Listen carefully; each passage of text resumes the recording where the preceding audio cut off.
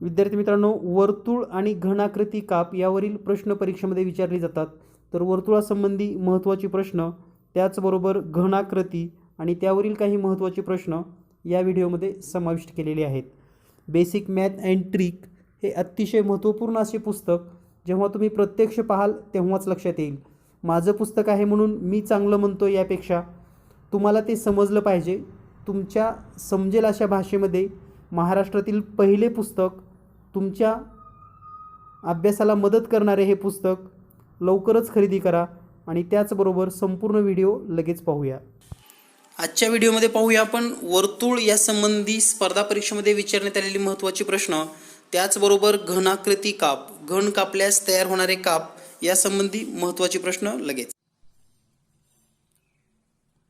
नमस्कार विद्यार्थी मित्रांनो, आजच्या व्हिडिओमध्ये पाहूया आपण वर्तुळ संपूर्ण म्हणजे वर्तुळासंबंधी जेवढे काही प्रश्न स्पर्धा परीक्षेमध्ये विचारले जातात याची पूर्ण माहिती.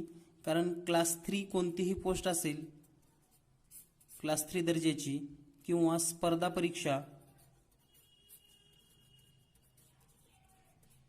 तर यामध्ये वर्तुळावरचे प्रश्न असतात. जसे की वर्तुळाची त्रिज्या दिल्यास आपल्याला परिघ काढणे असेल, क्षेत्रफळ काढणे असेल किंवा चाकाची फेरे किती होतील या प्रकारचे प्रश्न परीक्षेमध्ये या घटकावरच विचारली जातात.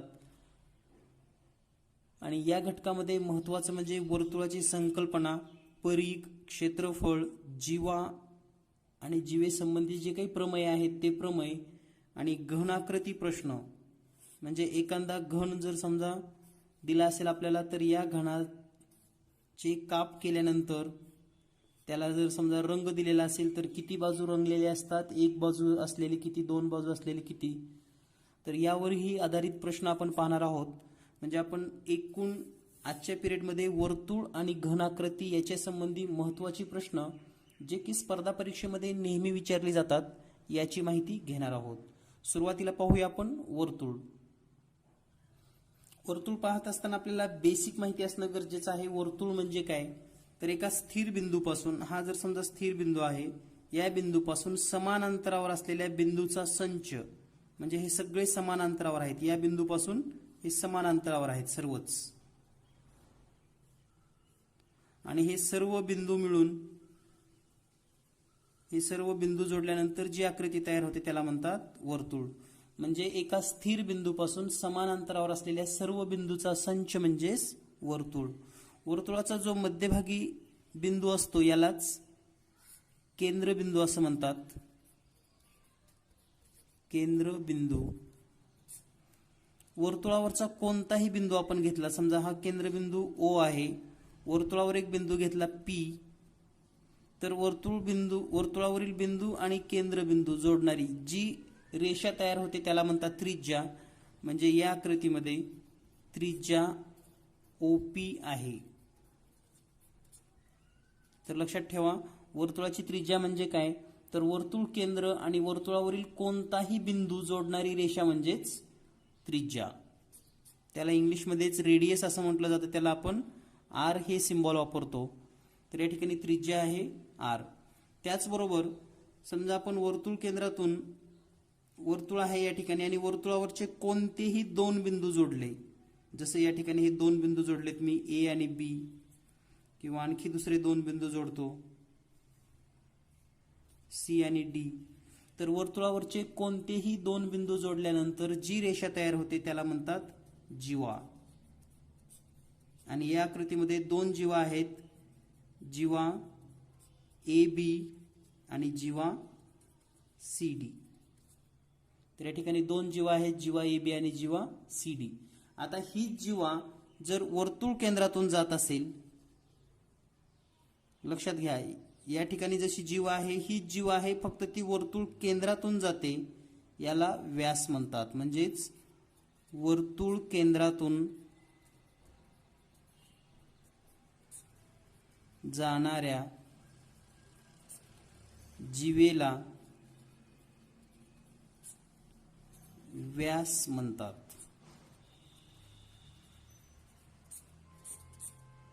तर हा या ठिकाणी जर नाव दिलं समजा PQ, तर या आकृतीमध्ये व्यास असणार आहे PQ. आता पहा, हा व्यास वर्तुळ केंद्रातून जातो, म्हणजे या ठिकाणी इथून इथपर्यंत एक त्रिज्या आहे आर आणि इथून इथपर्यंत एक त्रिज्या आहे आर, आणि व्यासाला इंग्लिशमध्ये डायमीटर असं म्हणतात. तर या ठिकाणी व्यास बरोबर 2 गुणिले त्रिज्या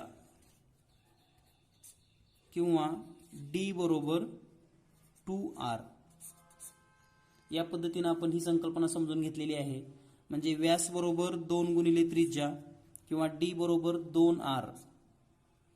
याचा अर्थ व्यास हा जो व्यास आहे तो त्रिज्येच्या दुप्पट असतो, 2 पट. कारण या ठिकाणी व्यास जो आहे तुम्हाला दिसतोय पण आकृतीमध्ये, हा त्रिज्येच्या दुप्पट असतो. आणि वर्तुळामध्ये बऱ्याच वेळेस पोलीस भरतीला वगैरे प्रश्न विचारला जातो की किंवा स्कॉलरशिपला सुद्धा प्रश्न असतात, वर्तुळामध्ये सर्वात मोठ्या जीवेला काय म्हणतात. तर ही सर्वात मोठी जीवा आहे. वर्तुळामध्ये सर्वात मोठ्या जीवेला व्यास असे म्हणतात, हे आपण लक्षात ठेवायचं आहे. जर एखाद्या वेळेस परीक्षेमध्ये प्रश्न आला की वर्तुळातील सर्वात मोठी जीवा म्हणजे काय, तर तो असतो व्यास. यानंतर पाहूया आपण या संबंधी महत्त्वाची सूत्रे. वर्तुळ, परिघ आणि क्षेत्रफळ या भागामध्ये आपण पाहणार आहोत. वर्तुळ, परिघ आणि क्षेत्रफळ. जर आपण एखादं वर्तुळ काढून घेतलं तर लक्षात येईल आपल्याला की या ठिकाणी हे वर्तुळ आहे समजा. तर ह्या वर्तुळाचा परिघ म्हणजे काय, तर ही वर्तुळाची पूर्ण जी काही लांबी असेल किंवा जी कडा असेल ह्याला म्हणायचं वर्तुळाचा परिघ. आणि या ठिकाणी जर वर्तुळाचा केंद्रबिंदू O असेल आणि ही जी आपण त्रिज्या घेतलेली आहे ही त्रिज्या समजा 7 सेंटीमीटर असेल, सपोज करूयात आपण. तर या ठिकाणी परिघ काढायचं सूत्र सांगतो मी तुम्हाला. परिघ बरोबर 2πr, परिघ बरोबर 2πr. आणि या सूत्रामध्ये हे सूत्र केव्हा वापरायचं, जर आपल्याला त्रिज्या माहित असेल तर. त्रिज्या माहिती असल्यास किंवा आपल्याला जर त्रिज्या दिली असेल. दुसरं सूत्र आहे परिघ काढायचं. परिघ बरोबर पाय डी. हे सूत्र केव्हा वापरायचं, जर आपल्याला व्यास दिलेला आहे, व्यास माहिती असेल. म्हणजे कोणतं सूत्र केव्हा वापरायचं हे पण आपल्याला कळलं पाहिजे. जर आपल्याला उदाहरणामध्ये जर त्रिज्या दिली असेल तर हे सूत्र वापरा, उदाहरणामध्ये जर व्यास दिला असेल तर हे सूत्र वापरा. या ठिकाणी पाय म्हणजे काय हे तुम्हाला माहिती असावं. पाय म्हणजेच 22/7 किंवा 3.14. तर एखादं गणित जेव्हा आपल्याला दिलं जातं तेव्हा आपल्याला ते सांगतात पण की पाय बरोबर 22/7 वापरा किंवा 3.14 वापरा. किंवा जर त्यांनी नाही सांगितलं तर आपण आपल्या सोयीनुसार 22/7 किंवा 3.14 या दोन्हीपैकी कोणतंही वापरू शकतो. तर हे आहे वर्तुळाचं परिघ काढण्याची 2 सूत्रे. एक त्रिज्या माहित असेल तर आणि दुसरं व्यास माहित असेल तर. पाय डी नावाचं सूत्र आहे, पाय डी. यानंतर पाहूया आपण वर्तुळाचे क्षेत्रफळ. वर्तुळाच्या क्षेत्रफळाचं सूत्र जर विचार केला आपण, वर्तुळाचे क्षेत्रफळ तर त्याचं सूत्र आहे पाय आर स्क्वेअर, म्हणजे पाय गुणिले त्रिज्या वर्ग. लक्षात ठेवायचं असेल तर पाय गुणिले त्रिज्याचा वर्ग किंवा पाय आर स्क्वेअर, कोणतंही सूत्र तुम्ही लक्षात ठेवू शकता. सूत्र एकच आहे, फक्त मांडणी बदल आहे. तर या सूत्राचा वापर करून आपल्याला स्पर्धा परीक्षेची भरपूर गणितं सोडवता येतात. या वर्तुळामध्ये आणखी आपल्याला पुढचा भाग जर घ्यायचा असेल तर पाववर्तुळ, पाऊण वर्तुळ आणि अर्धवर्तुळ या संबंधीची माहिती आपल्याला पाहणं आवश्यक आहे, कारण स्पर्धा परीक्षेमध्ये त्याच्यावर सुद्धा प्रश्न असतात. तर पाहूया. वर्तुळ हे पूर्ण वर्तुळ दिलेलं आहे या ठिकाणी या आकृतीमध्ये. त्यानंतर आहे पाऊण वर्तुळ,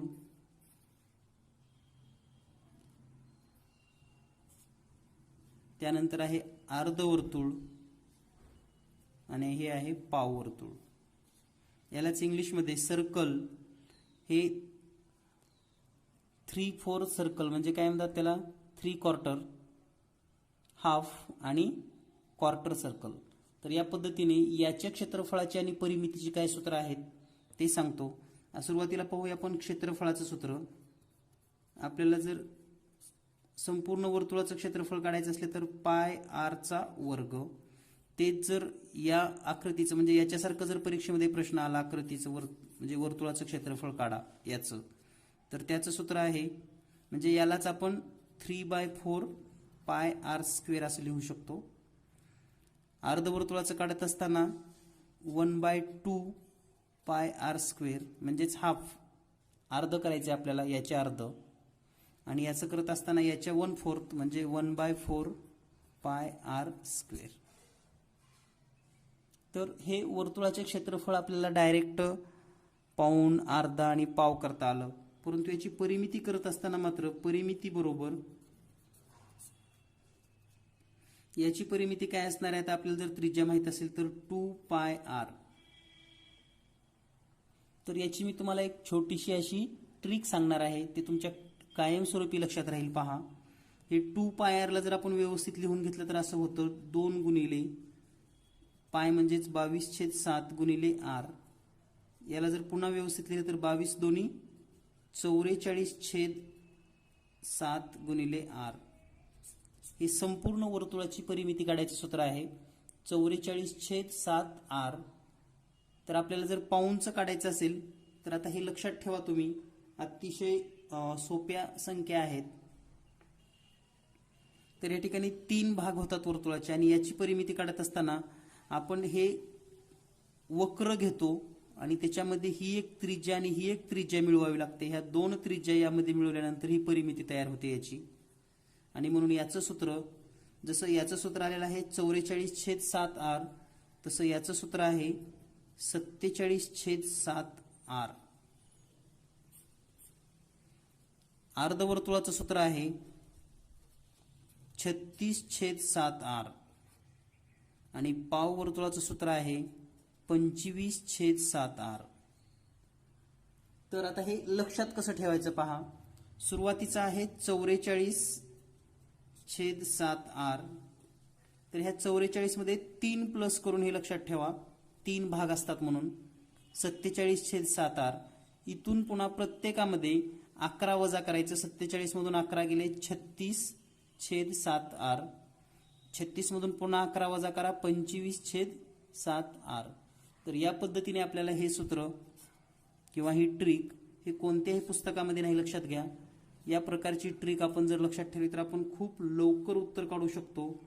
आणि बऱ्याच वेळेस स्पर्धा परीक्षेमध्ये यासारखे प्रश्न विचारले जातात. तुम्हाला छोटीशी आकृती दिली जाते आणि त्याचे क्षेत्रफळ काढायचं असेल किंवा परिमिती काढायचं असेल, क्षेत्रफळामध्ये काही खूप चेंजेस नाहीत, लक्षात घ्या. जे दिलेलं आहे त्याचं 1/3 हाफ आणि 1/4 करतो. परंतु या ठिकाणी परिमितीमध्ये मात्र भरपूर चेंजेस आहेत. त्यामुळे परिमिती काढत असताना थोडं लक्ष द्या. नक्कीच तुम्हाला सर्व प्रश्न अगदी सेकंदामध्ये सुटतील. यानंतर पाहूया पुढील भाग, वर्तुळ जीवा प्रमेय. वर्तुळ जीवा प्रमेय पाहत असताना वर्तुळ जीवा प्रमेय ही माहिती घेत असताना आपण या ठिकाणी सर्वात महत्त्वाची माहिती म्हणजे केंद्रीय कोन आणि वर्तुळाचा कंस याची माहिती घेऊयात.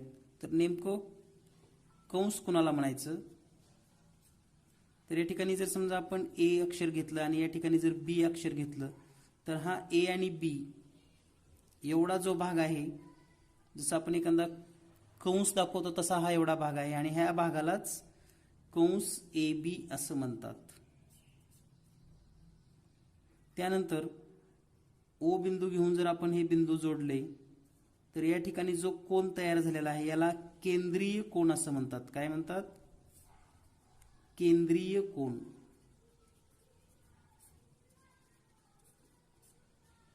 तर लक्षात ठेवा की हा झाला केंद्रीय कोन. त्याचबरोबर केंद्रीय कोन आणि ह्या समोरच्या कंसाचं माप सारखं असतं. केंद्रीय कोन आणि कंसाचं माप समान असतं.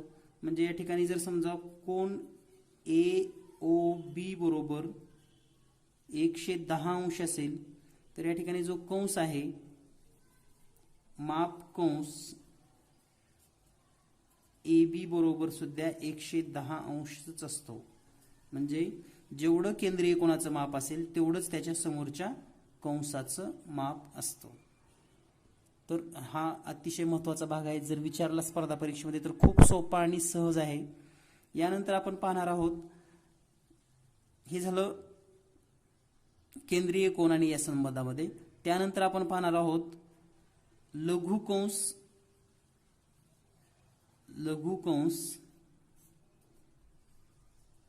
अर्धवर्तुळ कंस आणि विशाल कंस.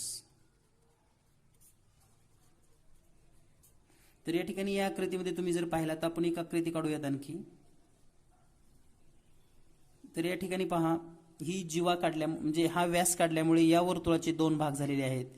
तर हा जो भाग आहे हा अर्धा असतो आणि हा अर्धा असतो. सगळ्यात महत्त्वाचं म्हणजे वर्तुळाचं पूर्ण माप जे असतं ते असतं 360 अंश.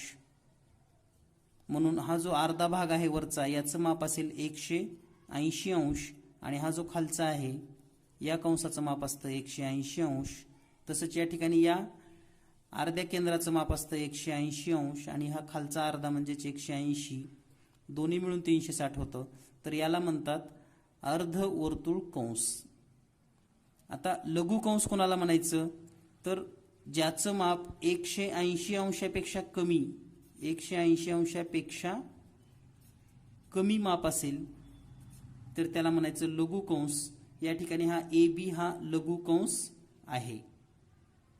आणि विशाल कंस कोणाला म्हणायचं, मग ज्याचं माप 180 अंशापेक्षा जास्त आहे त्याला विशाल कंस असं म्हणतात. त्यानंतर आणखी एक यासंबंधी जर प्रश्न यदा कदाचित परीक्षेत पडला, तुम्हाला जर यासारखी आकृती दिली, पहा आता ही आकृती कशी दिसते.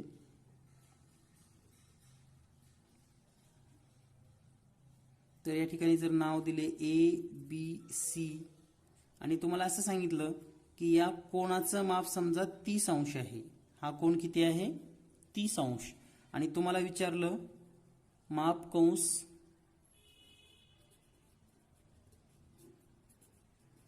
AC किती असेल.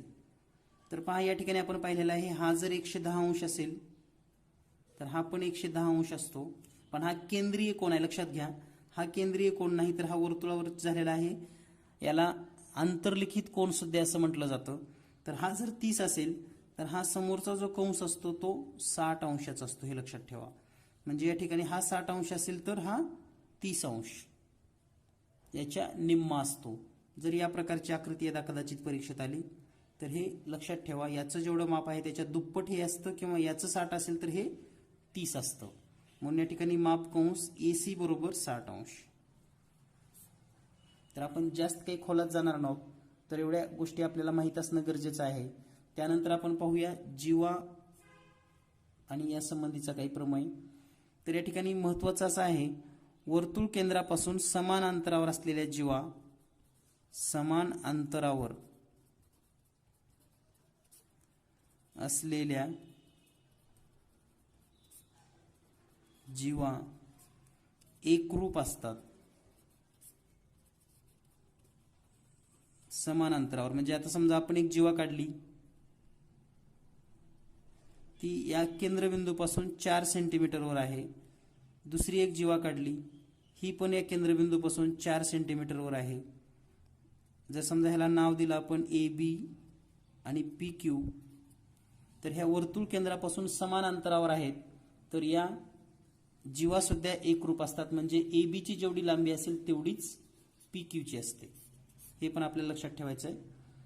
आणि एकरूप जीवा वर्तुळ केंद्रापासून समान अंतरावर असतात किंवा समान अंतरावर असलेल्या जीवा एकरूप असतात. ह्या दोन्ही घटना आपल्याला या ठिकाणी लक्षात ठेवायच्या आहेत. त्यानंतर आणखी एक महत्त्वाचा म्हणजे प्रश्न आहे जो वारंवार स्पर्धा परीक्षेला विचारला जातो. असं एक आपल्याला वर्तुळ दिलं जातं, हा वर्तुळ केंद्रबिंदू. आता ही जीवा आहे, ही जीवा आहे समजा AB, आणि या ठिकाणी वर्तुळ केंद्रातून जेव्हा आपण जीवेवर लंब टाकतो तेव्हा तो जीवेला दुभागतो, हे एक आपल्याला लक्षात ठेवायचं आहे. वर्तुळ केंद्रातून जीवेवर टाकलेला लंब, आणि हेच वर्तुळ केंद्रापासून जीवेचं अंतर सुद्धा हेच असतं, लक्षात घ्या. जीवेवर लंब हा जीवेचे 2 समान तुकडे करतो, हा पण एक प्रमेय आहे. आणि हे जे लंब आहे हे लंब म्हणजेच केंद्रबिंदूपासून या जीवेची लांबी असं गृहीत धरलं जातं. तर या पद्धतीने आपण बेसिक माहिती पाहिलेली आहे. चाकाचे फेरे यावरचा पण भाग आपल्याला घेणं गरजेचं आहे किंवा याचं बेसिक कन्सेप्ट माहित असणं गरजेचं आहे. समजा हा चाक आहे,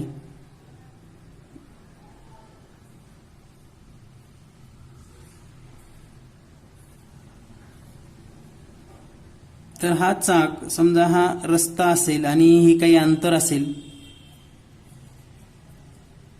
तर हा चाक जेव्हा हा फिरणार आहे या रस्त्यावर, हा जेव्हा असेल फिरेल या ठिकाणी, तेव्हा हा इथून इथपर्यंत समजा आलेला आहे आणि इथं चाक आल्यानंतर हे फेरे किती पूर्ण होतात असा प्रश्न विचारला जातो आपल्याला. तर त्यासाठी आपल्याला सूत्र लक्षात ठेवायचं आहे. चाकाचे जर एकूण फेरे काढायचे असतील, चाकाचे एकूण फेरे, तर त्यासाठी सूत्र आहे एकूण अंतर आणि छेदामध्ये ह्या चाकाचा परीघ, कारण हे फिरल्यानंतरच एवढं अंतर पुढे जाणार आहे म्हणून परीघ हा शब्द या ठिकाणी महत्वाचा आहे. म्हणजेच चाकाचे एकूण फेरे म्हणजेच डी म्हणजे डिस्टन्स समजायचे आपल्याला या ठिकाणी, डिस्टन्स अपॉन पेरीमीटर. तर आपण त्याच्यावरून काढू शकतो चाकाचे एकूण फेरे. तर सर्व बेसिक माहिती घेतलेली आहे. यानंतर पाहूया प्रश्न. वर्तुळाची त्रिज्या 14 सेमी असेल तर परीघ किती असेल? तर पहा या ठिकाणी वर्तुळाची त्रिज्या दिलेली आहे आपल्याला आर म्हणजे 14 सेंटीमीटर आणि आपल्याला विचारलेला आहे पेरीमीटर. पेरीमीटर म्हणजेच परीघ. तर पेरीमीटर आता रेडियस माहित असेल आपल्याला आर, तर सूत्र वापरतो आपण 2 पाय आर. या ठिकाणी किमती ठेवूयात आपण 2 गुणिले पाय म्हणजेच 22/7 गुणिले आर म्हणजे 14. 7 1 7, 7 2 14.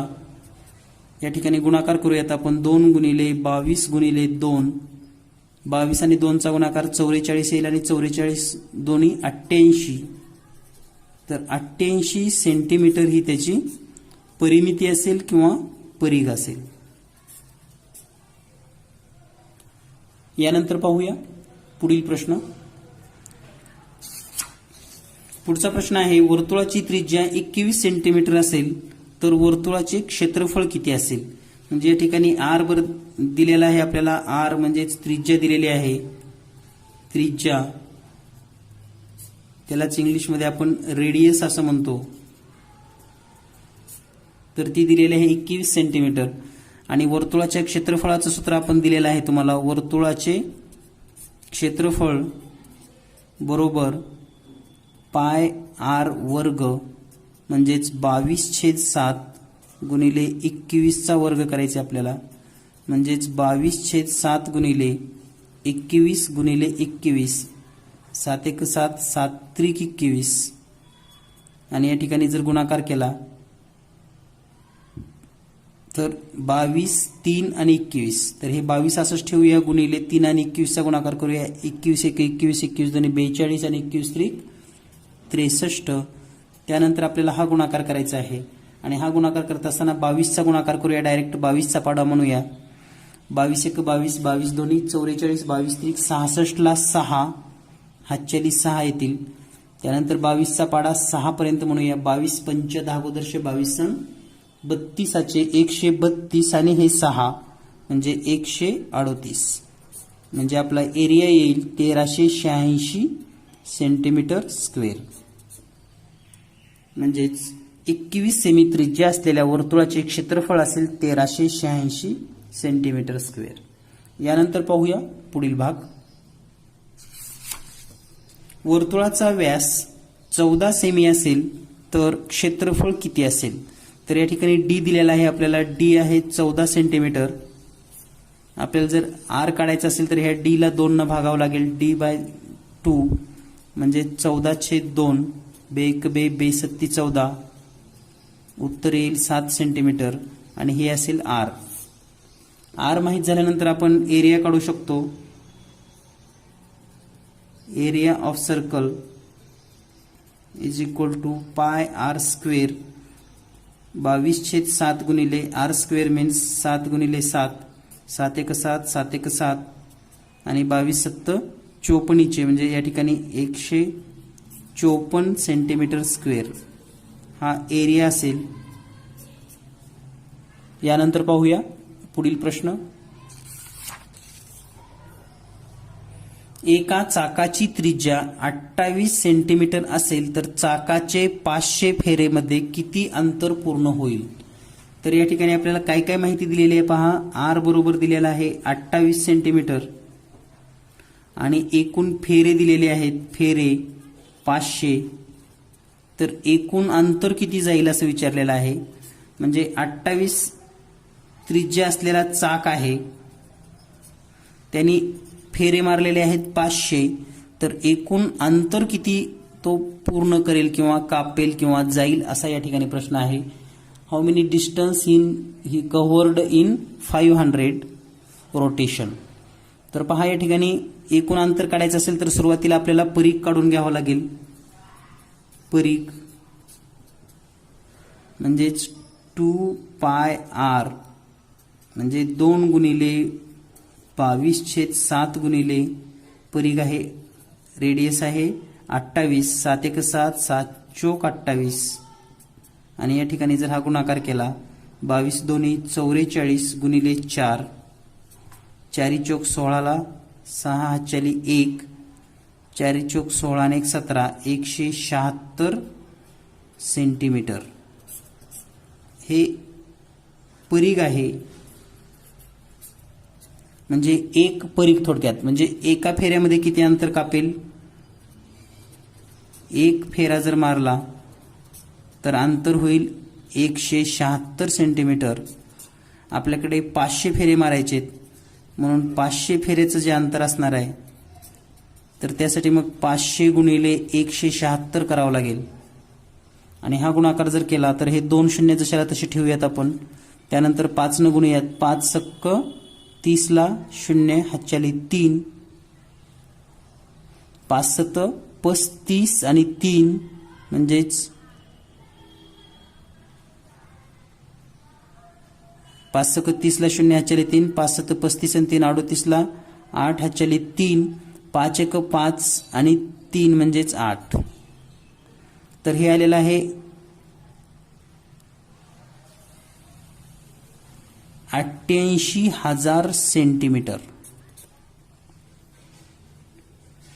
तर पहा हे सेंटीमीटर मध्ये आहे आणि हे सेंटीमीटर मधलं मीटर मध्ये जर करायचं असेल आपल्याला तर याला 100 न भागावं लागतं.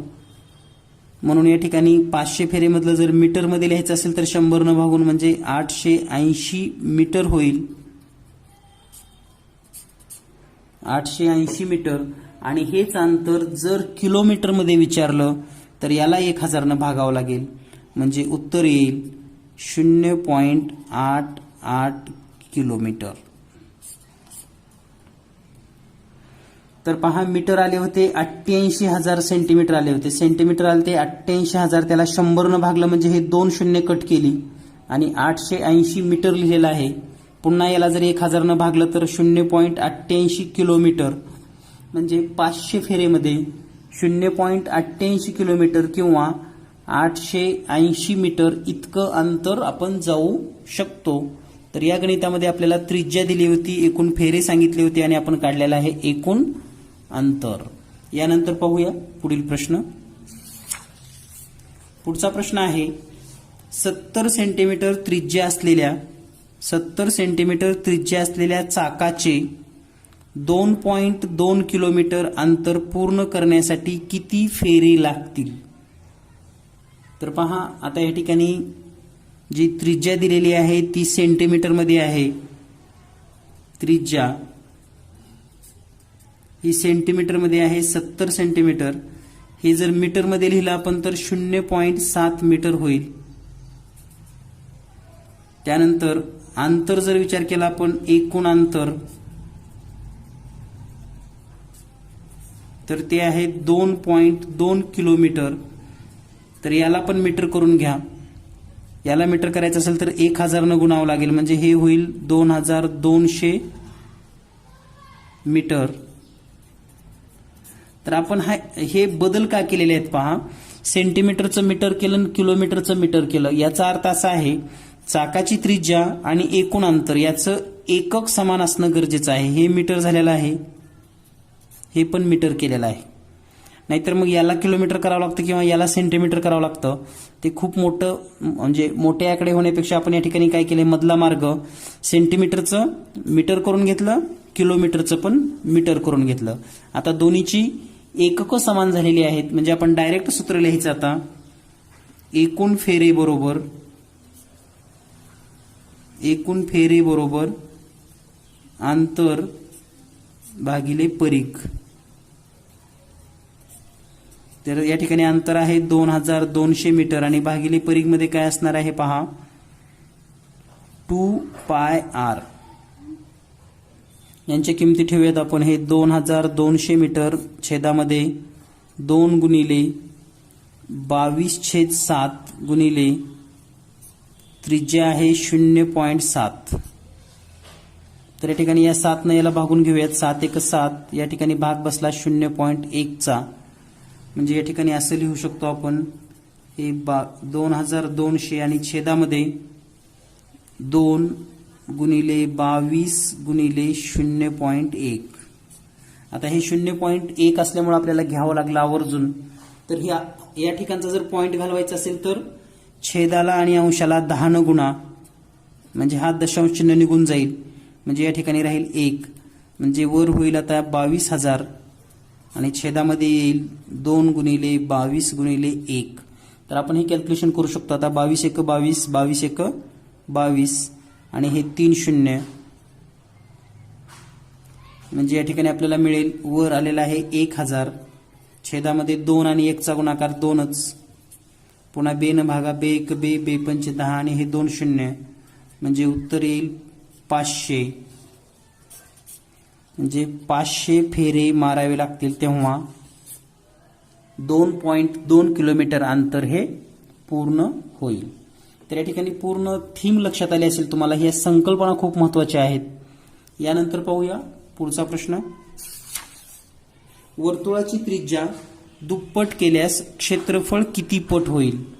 तर या ठिकाणी लक्षात ठेवा वर्तुळाची त्रिज्या दुप्पट केल्यास म्हणजे सुरुवातीला जर r असेल तर त्याचं क्षेत्रफळ काय होतं बघा πr².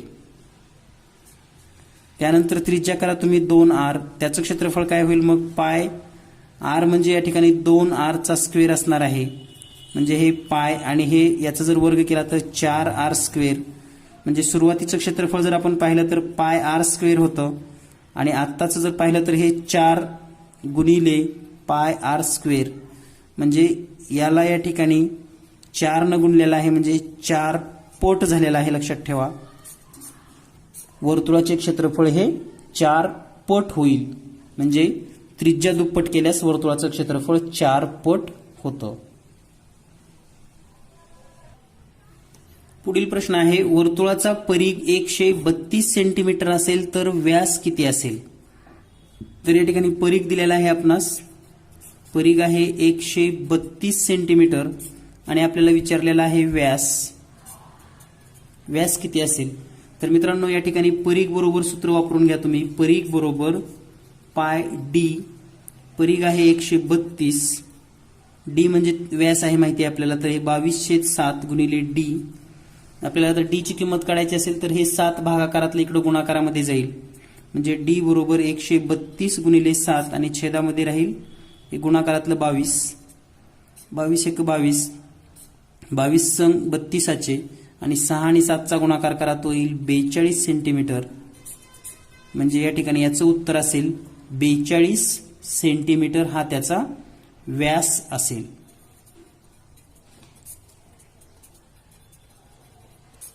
जर तुम्हाला याच्यावरून त्रिज्या विचारली असती तर तुम्ही डायरेक्ट इथं 2πr हे सूत्र वापरू शकता. यानंतर पाहूया पुढचा प्रश्न.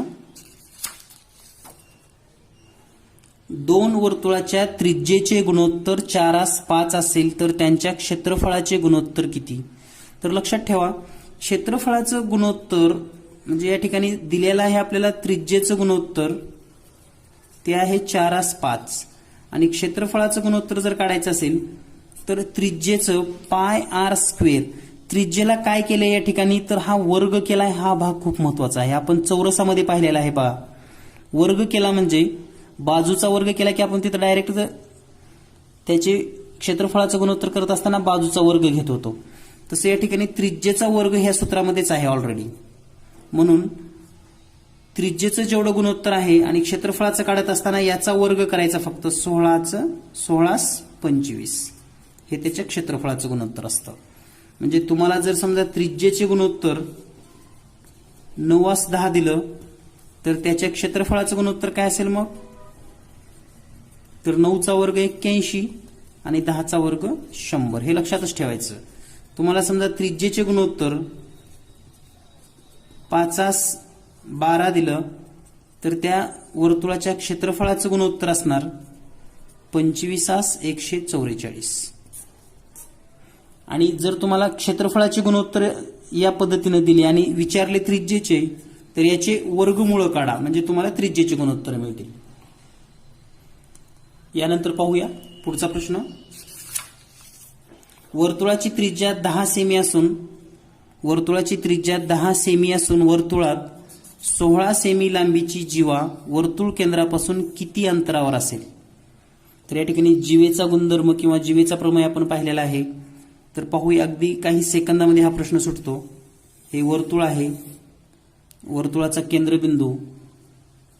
तर या ठिकाणी सांगितलेलं आहे वर्तुळाची त्रिज्या आहे 10 सेंटीमीटर आणि वर्तुळात 16 सेंटीमीटर लांबीची जीवा आहे. म्हणजे एक जीवा काढूयात जिची लांबी आहे 16.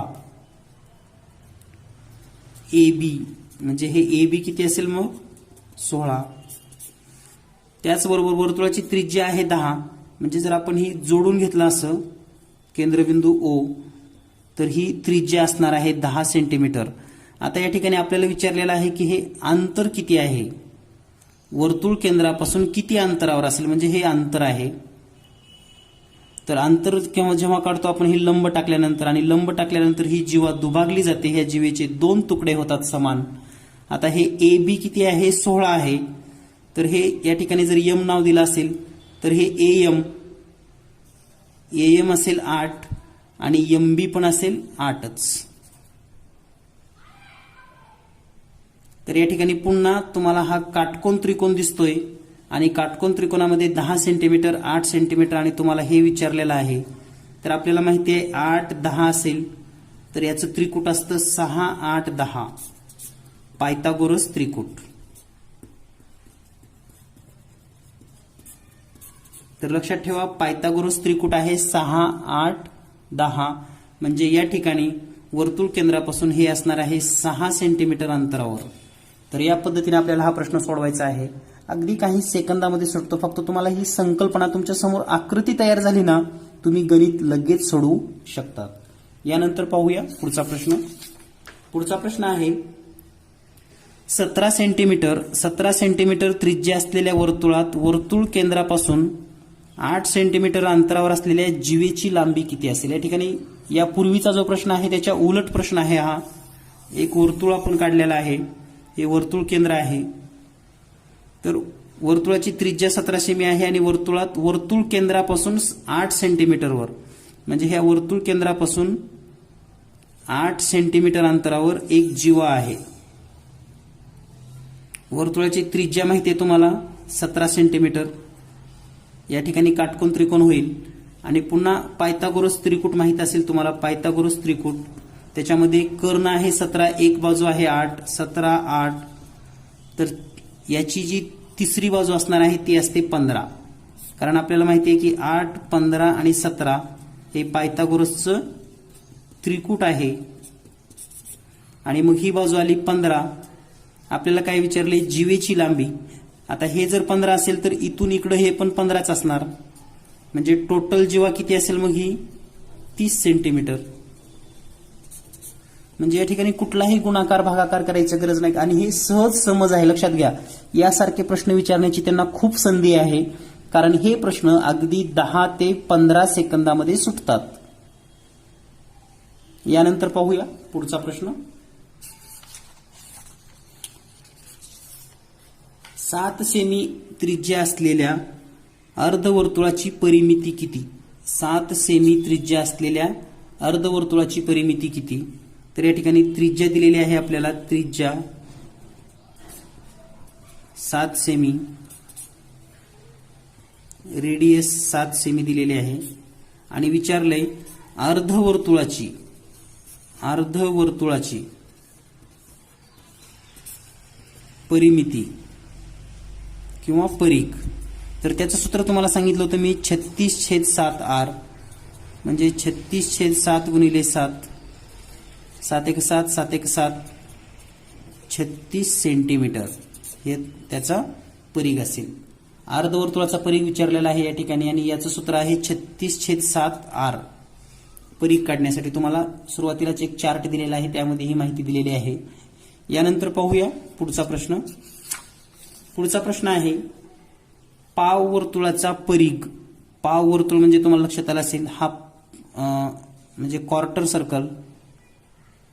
तर हे पाववर्तुळाचा परीघ जो आहे, हे सगळी या 2 त्रिज्या आणि हे कर्व हे सगळं मिळून आहे 100 सेंटीमीटर. तर वर्तुळाची त्रिज्या किती असेल? तर या ठिकाणी पाववर्तुळाची परिमितीचं सूत्र माहिती आहे आपल्याला. पाववर्तुळ परीघ किंवा परिमिती सूत्र आहे 25/7 r आणि ही परिमिती दिलेली आहे 100. 100 बरोबर 25/7 गुणिले r आणि या ठिकाणी जर आपल्याला r काढायचं असेल तर हे भागाकारामधलं 7 इथं गुणाकारामध्ये जाईल म्हणजे 100 गुणिले 7 होईल आणि छेदामध्ये हे 25 येईल. 25 1 25, 25 चोक 100 आणि 4 आणि 7चा गुणाकार केला तर तो येतो 28 सेंटीमीटर. तर या पद्धतीने हा प्रश्न आपल्याला सोडवून घ्यायचा आहे. अतिशय सोपी अशी ही सर्व सूत्र आहेत. मित्रांनो, या सर्व नोट्स लिहून घ्या. यानंतर पाहूया आपण या घटकावर पोर्टलमध्ये विचारण्यात आलेली महत्त्वाची प्रश्न लगेच.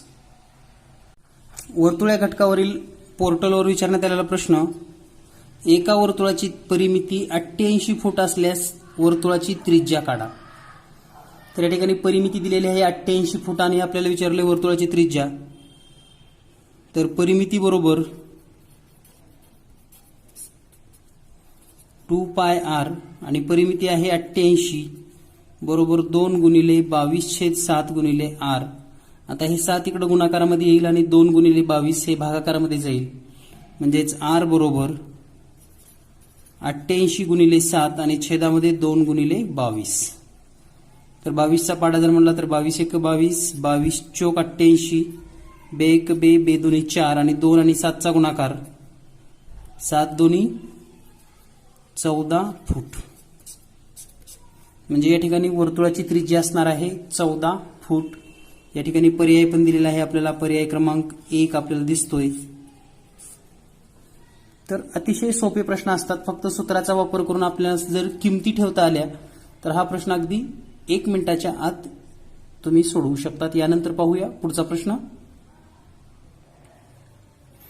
जर एक 56 सेमी व्यास असलेल्या सायकलचे चाक प्रत्येकी 10 सेकंदात 45 आवर्तने करत असेल तर प्रति तास किलोमीटर सायकलचा वेग किती असेल?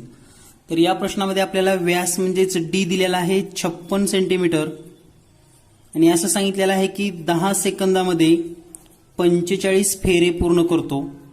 तर आपल्याला वेग काढायचा आहे किलोमीटर प्रति तास, म्हणजे प्रति तास किलोमीटर म्हणजे किलोमीटर प्रति तास वेग शोधायचा आहे आपल्याला. म्हणजे थोडक्यात एका तासामध्ये किती किलोमीटर अंतर जाईल हे आपल्याला शोधायचं आहे.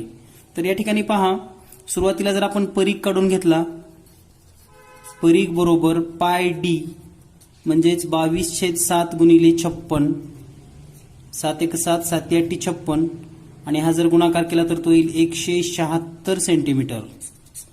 आता फेऱ्याचा जर विचार केला तर आपल्याला माहिती आहे की 10 सेकंदामध्ये 45 फेरे होतात. म्हणजे 60 सेकंदाचा जर विचार केला म्हणजे 1 मिनिटाचा, तर या 45ला 6 न गुणा 270 फेरे होतील. हे झाले 1 मिनिटामध्ये फेरे. आपल्याला आता 1 तासामधले फेरे जर काढायचे असेल तर पुन्हा ह्या 270ला 60 न गुणा, हे 0, 2 शून्य आली, 6 7 42ला 2, हातच्याली 4, 6 2 12 आणि 4 16, म्हणजे 16,200 फेरे होतील. तर एका फेऱ्यामधलं अंतर किती आहे? 176 सेंटीमीटर. म्हणून 16,200 फेरे अंतर जर काढायचं असेल तर आपल्याला अंतर येईल 176 गुणिले 16,200. आणि हा गुणाकार मी डायरेक्ट लिहितो कारण हा गुणाकार मी आधीच केलेला होता, परंतु तुम्हाला परीक्षेमध्ये हा गुणाकार करून घ्यावा लागणार आहे. इतका गुणाकार केला की तुम्ही उत्तर मिळवू शकतात. तर या ठिकाणी हा गुणाकार येतो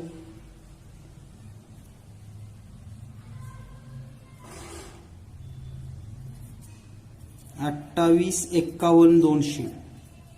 तर हे सेंटीमीटरमध्ये येणार आहे, लक्षात घ्या. हा गुणाकार येतो सेंटीमीटरमध्ये.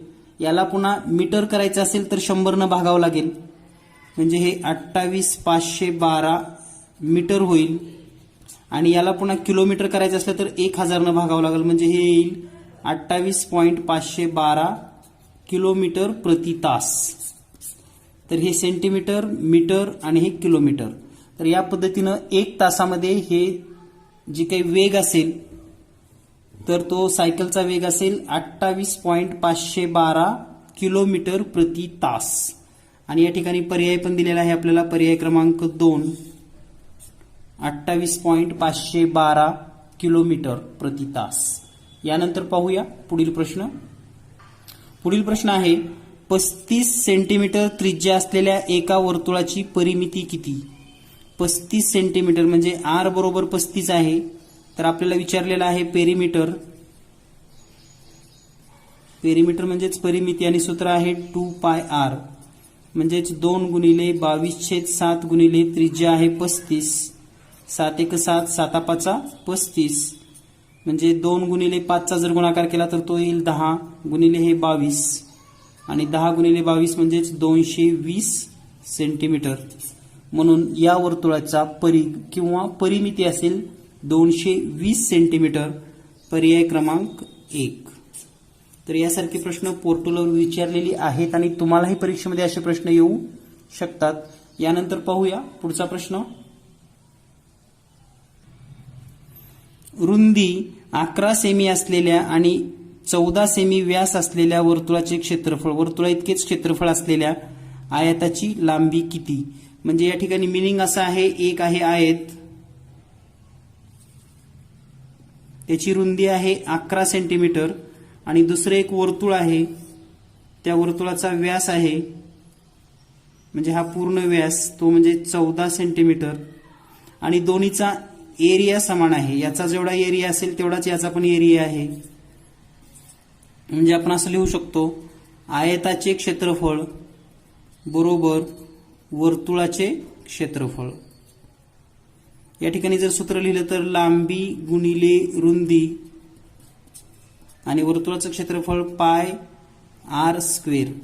तर लांबी आपल्याला शोधायची आहे म्हणून लांबी गुणिले रुंदी दिलेली आहे 11 बरोबर सूत्रामध्ये जर विचार केला तर पाय म्हणजे 22/7 गुणिले आर म्हणजे काय पहा, या ठिकाणी हे 14 जे आहे ते डी दिलेलं आहे म्हणून आर असेल 7 सेंटीमीटर.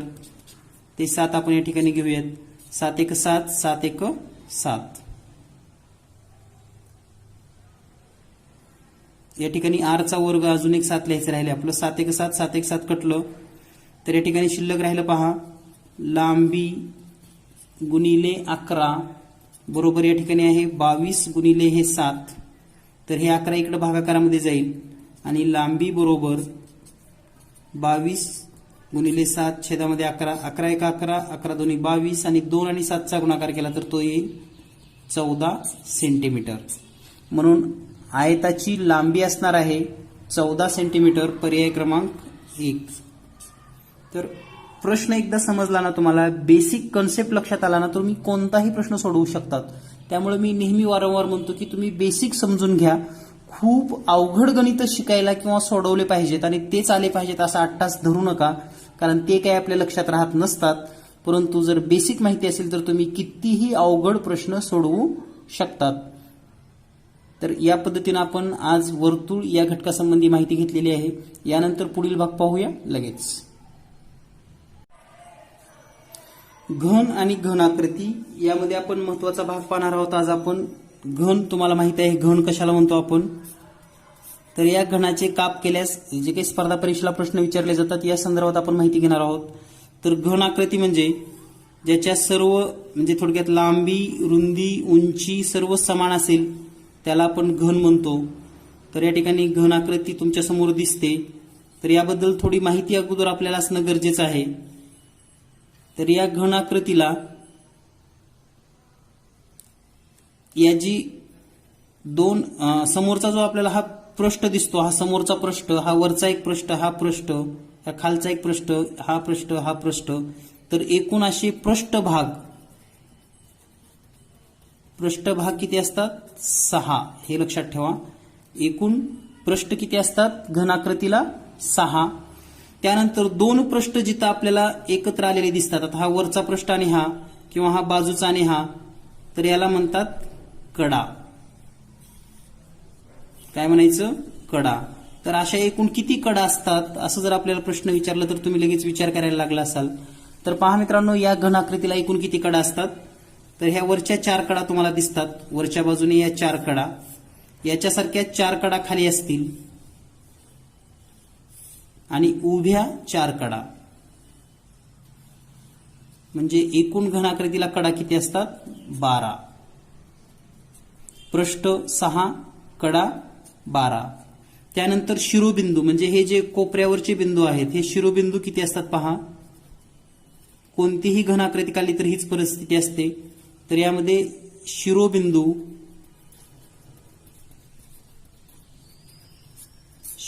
असतात 8.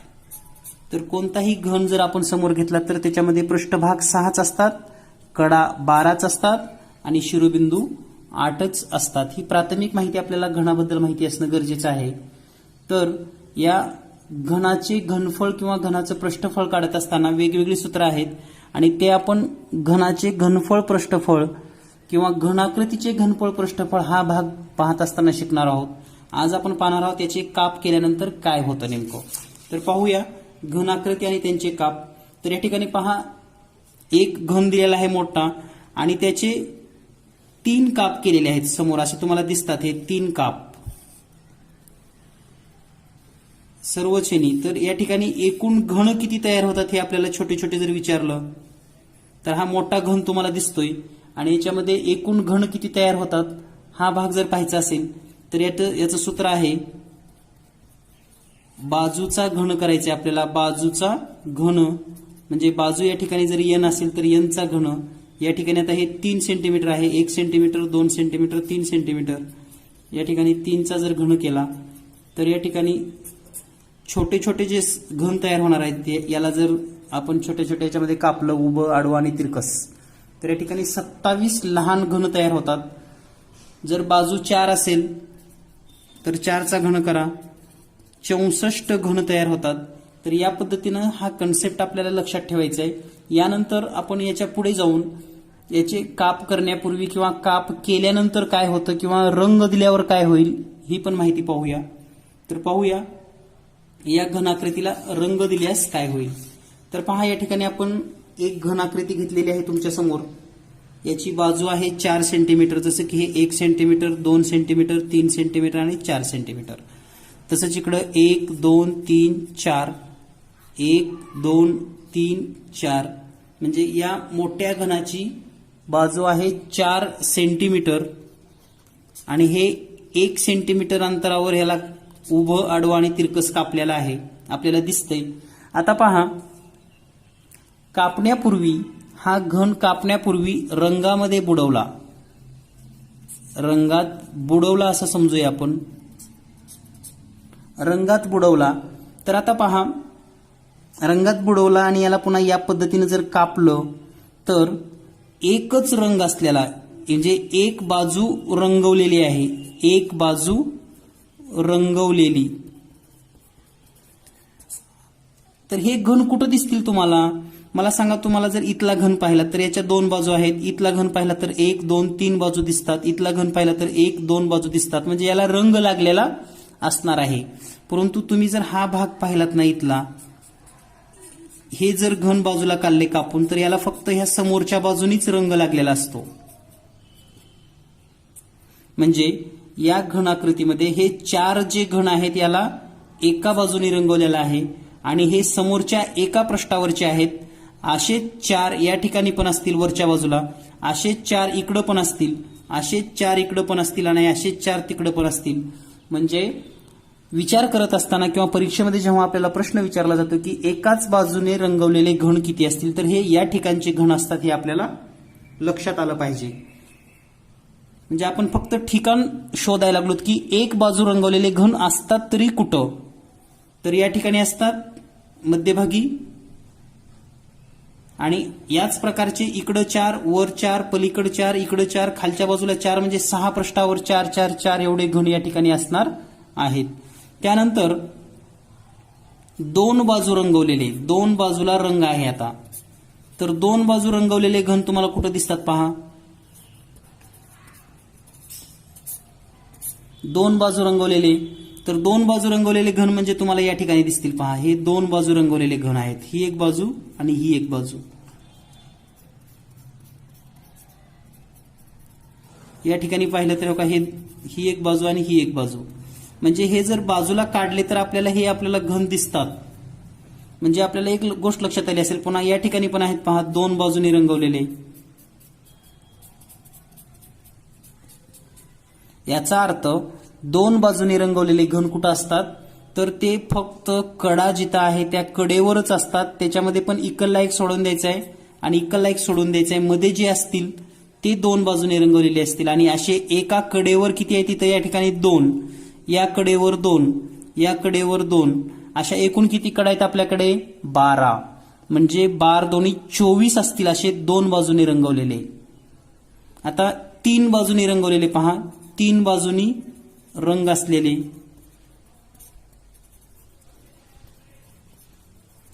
आता 3 बाजूनी रंग असलेले जर या ठिकाणी विचार केला आपण, तर या आकृतीमध्ये जे कोपऱ्यावरचे घन आहेत, कोपऱ्यावरचे ज्याच्या 3 बाजू दिसतात पहा या ठिकाणी, तर हा 3 बाजूनी रंगवलेला असतो. ह्या वरच्या बाजूने एक, या बाजूने एक आणि या बाजूने एक. तर तुम्हाला थीम लक्षात आली असेल की 3 बाजूने रंगवलेले घन कोणते आहेत, तर फक्त कोपऱ्यावरचे. मग असे घन किती असतील, या कोपऱ्यावर एक, या कोपऱ्यावर एक, या कोपऱ्यावर एक, या कोपऱ्यावर एक, म्हणजे शिरोबिंदू जिथं आहेत तिथं. म्हणजे आणि हे कोणत्याही आकृतीमध्ये 8च घन असतात हे पण लक्षात ठेवा. तिन्ही बाजू रंगवलेले लहान घन हे कोणत्याही घन आकृतीमध्ये किती असतात, 8च असतात. त्यानंतर पाहूया आता एकही बाजूनी रंग नाही, एकही बाजूनी रंग नाही असे. आता एकाही बाजूनी रंग नाही जर असा घन काढायचा असेल आपल्याला, तर हे 4 इकडले 4 सोडून जे मधल्या भागी याचा जो सेंटर भाग असणार आहे, याचा सेंटर भाग आता या ठिकाणी दाखवणं शक्य नाही तेवढं. तुम्ही जर हे युट्यूबवर जर समजा घनाकृतीचे पार्ट पाहिलात, तर तुम्हाला मे बी त्याची जी काही 3D मध्ये वगैरे जर तुम्ही पाहिलात तर नक्कीच तुम्हाला ते पाहायला भेटेल. आपण दाखवण्याचा प्रयत्न करूया शक्यतो या व्हिडिओमध्ये. तर या ठिकाणी जे मध्यभागी असतात ना ते असतात, तर त्याला रंगच देणं शक्य नाही कारण ते मधल्या बाजूने असतात. म्हणून एकही बाजूने रंगवलेले. आणि या सर्वांसाठी तुम्हाला मी सूत्र सांगणार आहे, ते सूत्र लक्षात ठेवा आणि त्या सूत्रानुसार आपल्याला प्रश्न सोडवायचे. फक्त या ठिकाणी बेसिक कन्सेप्ट तुम्हाला सांगण्याचा प्रयत्न केला की नेमकं रंग दिलेले किंवा 1 बाजू 2 बाजू 3 बाजू म्हणजे काय हे आपल्याला लक्षात आलं असेल. तर याचे सूत्र लक्षात ठेवा. सूत्र आहे, तर या ठिकाणी सूत्रामध्ये अगोदर एन म्हणजे काय हे लक्षात घ्या. हे एन दिलेलं आहे, एन. तर हे एन म्हणजे घनाकृतीचे बाजू. जसं की 4 सेंटीमीटर असेल तर एन बरोबर 4, 5 सेंटीमीटर बाजू असेल तर एन बरोबर 5. तर सूत्र काय आहे पहा, एकही बाजूला रंग नाही, एकाही बाजूला रंग नाही जर असं विचारलं असेल तर तुम्हाला त्याचं सूत्र वापरावं लागणार आहे n वजा 2 कंसाचा घन. एक बाजूला रंग असेल तर एका बाजूला रंग असेल तर वापरावं लागेल सूत्र 6 कंसात n वजा 2 कंसाचा वर्ग. दोन्ही बाजूस रंग असेल म्हणजे दोन बाजू रंगवलेले असतील तर सूत्र वापरावं लागेल 12 कंसात n वजा 2. आणि तिन्ही बाजू याला सूत्रच वापरायची गरज नाही कारण याचं कायमचंच उत्तर असतं 8. तिन्ही बाजू म्हणल्यानंतर कायमच उत्तर किती असतं याचं 8. तर आपल्याला फक्त हे 3 सूत्र लक्षात ठेवायचे आहेत. n वजा 2 कंसाचा घन एका बाजूला असेल तर म्हणजे एकही बाजूला रंग नसेल तर बघा लक्षात घ्या एकाही बाजूला रंग नाही तेव्हा n वजा 2 कंसाचा घन. एक बाजूला रंग असेल तर 6 कंसात n वजा 2 कंसाचा वर्ग. दोन बाजूला रंग असेल तर 12 कंसात n वजा 2. तर याचा उपयोग कसा होतो ते आपण पाहूया. तर या ठिकाणी आकृती दिलेली म्हणजे पुढचा एक प्रश्न सांगितलेला आहे. 3 सेमी बाजू असलेल्या घनाकृती ठोकळा रंगात बुडवून त्याचे उभे आडवे 1 सेंटीमीटरचे भाग केले असता तयार होणाऱ्या लहान घनांची संख्या किती? घनाचे एकूण पृष्ठफळ किती होईल? तर या ठिकाणी रंग दिलाय फक्त पृष्ठफळ विचारलेलं आहे. म्हणजे या ठिकाणी जर लहान घन विचार केला आपण म्हणजे आकृती जर काढली तर लक्षात येईल तुम्हाला हा एक मोठा घन आहे.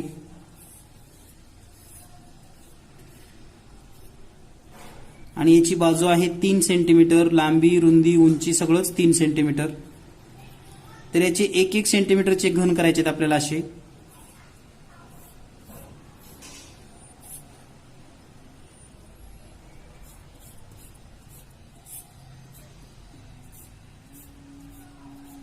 तर या ठिकाणी एकूण घन जर विचारले एकूण घनांची संख्या तर सुरुवातीला तुम्हाला सूत्र सांगितलेलं आहे n चा घन म्हणजे 3 चा घन बरोबर किती होतील मग 27 घन तयार होतील. आता याच्यातला एक घन घेऊया आपण बाजूला. असा एक घन झालेला आहे छोटा तयार. त्याची बाजू किती आहे 1 सेंटीमीटर. आता याचं पृष्ठफळ बघा हा समोरचा एक पृष्ठ त्याच्या पाठीमागे वरचा आणि हे 4 म्हणजे याचं एकाचे पृष्ठफळ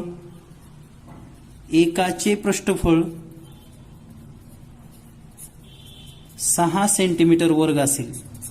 एकाचं कारण हे समोरचं 1 सेंटीमीटर वरचं इकलं सगळे 6 सेंटीमीटर. आपल्याकडे 27 घन आहेत म्हणजे सर्वांचं पृष्ठफळ जर काढायचं झालं तर 27 गुणिले 6 बरोबर 6 7 42 ला 2 हातच्याली 4 6 2 12 आणि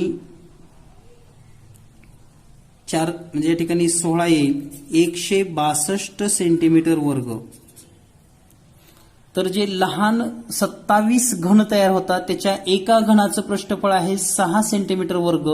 असे 27 गुणिले 6 म्हणजे 6 7 42 ला 2 हातच्याली 4 6 2 12 आणि 4 16 162 सेंटीमीटर वर्ग. तर या पद्धतीने आपण एकूण घन आणि त्याचे पृष्ठफळ काढलेलं आहे. यानंतर पाहूया पुढचा प्रश्न.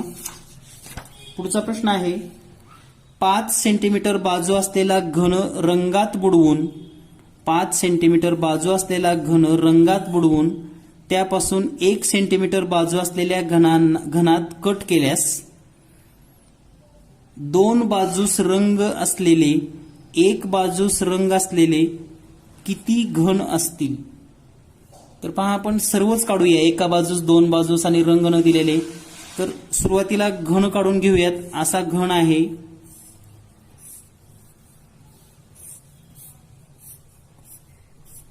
तर याची बाजू आहे 5 सेंटीमीटर आणि याला आपण 1-1 सेंटीमीटर मध्ये असे भाग करणार आहोत. अशा पद्धतीने आपण याला कट करणार आहोत. तर यामध्ये आपल्याला विचारलेलं आहे की 2 बाजूस रंग असलेले 1 बाजूस रंग असलेले. आपण सर्वच उत्तर काढूयात. यासाठी सुरुवातीला काढूयात की रंग नाही असे घन किती आहेत. तर त्यासाठी सूत्र आहे रंग नाहीसाठी n वजा 2 कंसाचा घन म्हणजेच n म्हणजे या ठिकाणी 5 सेंटीमीटर दिलेला आहे म्हणजे 5 मधून 2 गेले त्याचा घन करा 5मधून 2 गेले म्हणजे 3चा घन, म्हणजे असे 27 घन असतील ज्याला एकही रंग दिलेला नाही. त्यानंतर एक रंग, एका बाजूला रंग आहे, आता एका बाजूला रंग, तर त्याचं सूत्र काय आहे? एका बाजूला रंग असेल तर 6 कंसात n वजा 2 कंसाचा वर्ग, या ठिकाणी किंमत ठेवूया 6 कंसात म्हणजे 5मधून 2 गेले कंसाचा वर्ग म्हणजे 6 गुणिले 3चा वर्ग म्हणजे 6 गुणिले 9 बरोबर असे 54 घन असतील. किती असतील? 54. एका बाजूला रंग. त्यानंतर आता 2 बाजूला रंग पाहूया आपण. 2 बाजूला रंग असलेले ही संख्या आपण हे जे छोटे घन आहेत ना याची काढत आहोत, हे लक्षात घ्या. तर 2 बाजूला रंग असलेले त्याचं सूत्र आहे 12 कंसात n वजा 2 म्हणजे 12 कंसात 5 वजा 2 म्हणजेच 12 गुणिले 3 आणि 12 त्रिक 36. आणि सगळ्यात महत्वाचं म्हणजे 3 बाजूला रंग असलेले, 3 बाजूला रंग, तर हे कोणत्याही आकृतीमध्ये याचं उत्तर असतं 8च. हे आपण आधीच सांगितलेलं आहे. कोणत्याही आकृतीमध्ये उत्तर किती असतं? 8. आता आपल्याला जर याची खात्री करायची असेल की हे बरोबर आलेत का सगळे उत्तरं, तर पहा हे 27, 54, 36 आणि 8 ह्या सगळ्यांची बेरीज करा. ही बेरीज यायला पाहिजे. या ठिकाणी एकूण घन किती तयार होतात? 5चा घन केल्यावर 125. तर हे लहान लहान सगळ्यांची बेरीज आपल्याला 125 मिळते. हे पण आपल्याला या ठिकाणी पडताळा घेता येतो. तर या पद्धतीनं या प्रश्नाचं जर उत्तर काढायचं असेल तर तुम्हाला हे सूत्र पाठ करावे लागतील. हे 3 बाजूचं काही गरज नाही, कारण याचं तर उत्तर नेहमीच 8 असतं. फक्त रंग नाही, एका बाजूला रंग आणि 2 बाजूला रंग, एवढे सूत्र लक्षात ठेवा. या सूत्रानुसार तुम्ही कोणताही प्रश्न सोडवू शकतात. यानंतर पाहूया पुढचा प्रश्न. 1 सेंटीमीटरचे एकूण 64 घन एकत्र करून एक मोठा घन तयार केला. त्याला रंगात बुडवून काढला असता एक बाजूला रंग असलेले किती लहान घन असतील? तर पहा 1 सेंटीमीटरचे किती घन आहेत? 1 सेंटीमीटरचे एकूण 64 घन आहेत. याच्यापासून जेव्हा घनाकृती तयार होते तेव्हा ती घनाकृती, हे लहान घन आहेत 1 सेंटीमीटरचे, ते सगळे जोडून असा मोठा केला तर त्याची बाजू येते 4 सेंटीमीटर. आणि हा रंगात बुडवला आणि पुन्हा सगळे घन बाजूला काढून बघितले तर एक बाजूला रंग असलेले आपल्याला शोधायचा आहे. एक बाजूला रंग,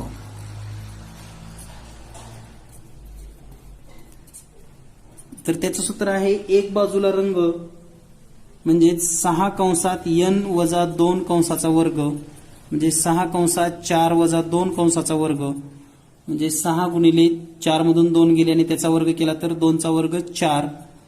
तर याचं उत्तर येतं असे 24 घन असतील ज्याच्या फक्त एका बाजूलाच रंग लागलेला असेल किंवा रंगवलेला असेल. आणि हा प्रश्न पोर्टलवर विचारलेला आहे. पोर्टलवर विचारलेलेच प्रश्न आहेत हे, आणि हा प्रश्न विचारलेला आहे पोर्टलवर, त्यामुळे तुम्हाला हे लक्षात ठेवणं गरजेचं आहे. तर या पद्धतीनं आपण घन आकृती हा भाग पाहिलेला आहे. यानंतर अशाच महत्त्वपूर्ण घटकासह भेटूया पुढच्या व्हिडिओमध्ये. धन्यवाद. Thank you very much.